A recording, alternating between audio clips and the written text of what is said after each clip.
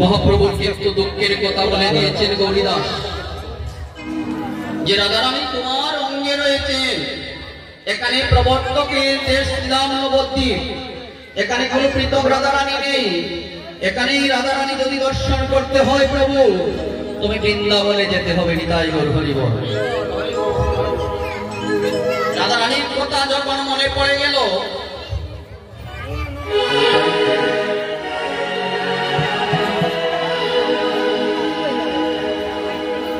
গৌরীদাস বলে দিলেন রাধা তোমার অঙ্গে রাধা। এখন প্রশ্ন হচ্ছে মা,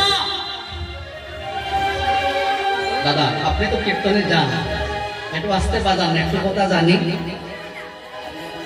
কার ভিতরে রাধা রানী আছেন? মহাপ্রভু বলছেন যার ভিতরে মহাপ্রভু আছেন তারা রাধা রানী আছেন, হাতটা তুলুন। যার অঙ্গে রাধা রানী নেই তারা হাতটা তুলবেন না। রাধে রাধে, হাতটা তুলুন। যার ভিতরে আছেন তুলুন। নিতাই গৌর হরি বল, হরি বল। রাধা তোমার অঙ্গে হে রাধা, রাধা তোমার অঙ্গে হে রাধা। তুমি কেন বলো রাধা রাধা, রাধা তোমার অঙ্গে হে রাধা। রাধা রাধা, রাধা তোমার অঙ্গে রাধা। রাধা রাধা বলে প্রভু, প্রভু বলে রথে প্রভু। রাধা রাধা রথে রাধা রাধা বলে প্রভু, প্রভু বলে রথে প্রভু। রাধা রাধা বলে প্রভু, প্রভু বলে রথে প্রভু। নন্দন আসে কাঁদে কাঁদে দুই নয়ন, অনেক কাঁদে দুই নয়ন।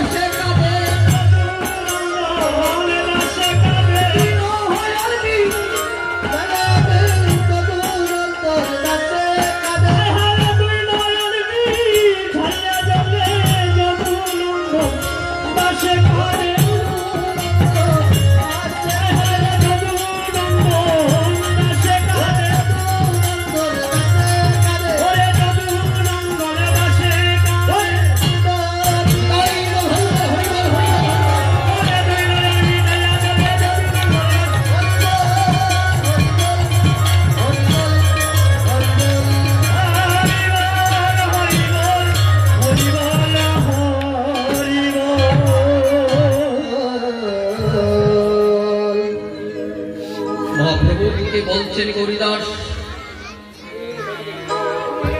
এবার যদুনন্দন দাস প্রেমের ঠাকুর বলছেন মহাজন প্রভু তুমি তো আমার মনে হয় আর এই দেশে থাকবে না। যদি তোমার সাথে আমার আর জীবনে দেখা না হয়,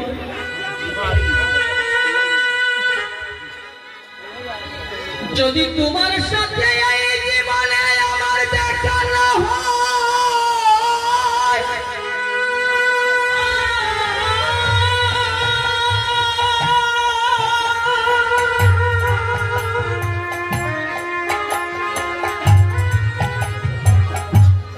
তোমার কাছে এই মিনতি করি, তোমার চরণের দাসী করিয়ে আমাকে সঙ্গে নিও প্রভু।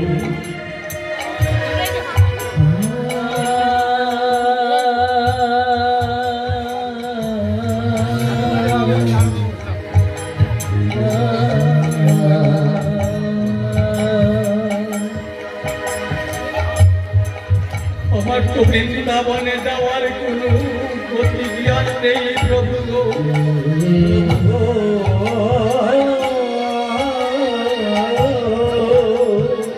তোমার কাছে মিনতি করি, আমায় দাসী করিয়া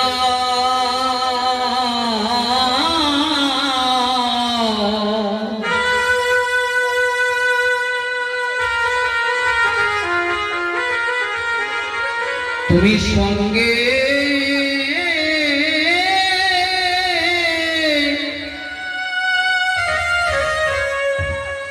সঙ্গে নিও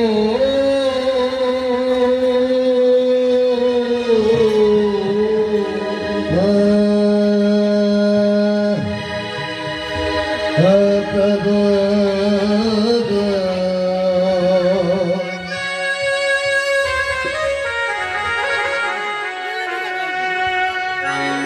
বলে আমার দাস করিয়া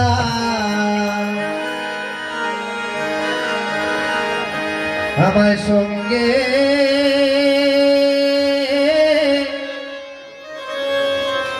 সঙ্গে নিও।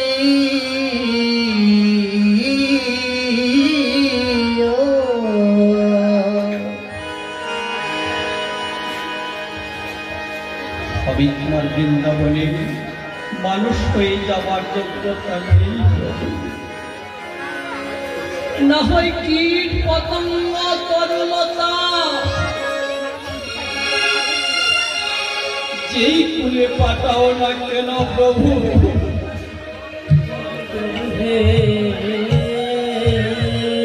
তোমার কাছে নিবেদন করি প্রভু গো। সকাল আছে সেইগুলো স্টপ করবেন।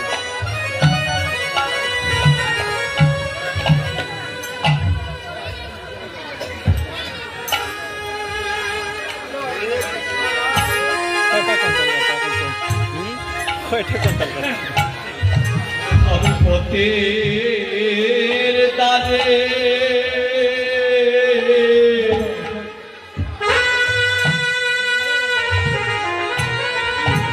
আমি পড়িয়া